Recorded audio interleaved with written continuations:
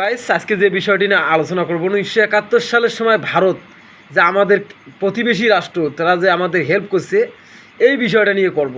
তারা কিছু কথা হইতেই তারা ওই কথাটায় কুটুক্তি দেয়, মানে ওই কথায় তারা খোঁটা দেয় যে আমরা তাদেরকে করছি। আসলে ভারত 21শে নভেম্বর থেকে 16 ডিসেম্বর মোট 25 দিন, আর বাংলাদেশের যুদ্ধ হয়েছে 9 মাস, অর্থাৎ 270 দিন। 270 দিনের মধ্যে 25 দিন শুধুমাত্র তারা আমাদেরকে তাদের প্রশাসন দ্বারা হেল্প করছে।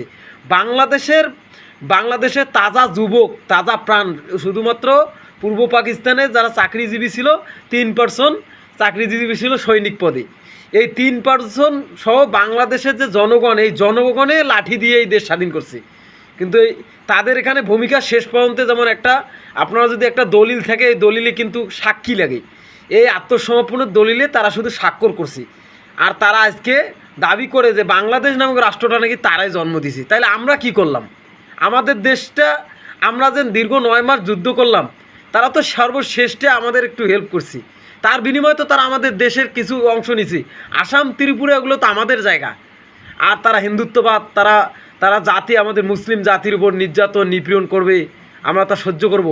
আর বড় বড় টিপ দেওয়া দাদাগুলা বড় বড় কথা বলবে, এটা কখনোই মেনে নেওয়া সম্ভব না। কারণ তারা মাত্র আমাদের 25 দিন হেল্প করছে। 25 দিনের ভিতরে তারা আমাদের দেশের বেশ কিছু জায়গা নিয়েছে, চুক্তিবদ্ধ করে নিয়েছে, এবং পাকিস্তানের যে সকল অস্ত্রশস্ত্র রেখে গেছিলো দেশে যুদ্ধ করে, সেই যুদ্ধাংশ, পুরান যন্ত্রপাতি সব কিছু তারা নিয়ে গেছে।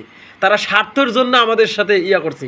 তার বাস্তবতা পরিচয় দিল আমাদের বাংলাদেশের যে স্বৈরাচার, এই স্বৈরাচারকে একমাত্র তারাই আশ্রয় দিয়েছে।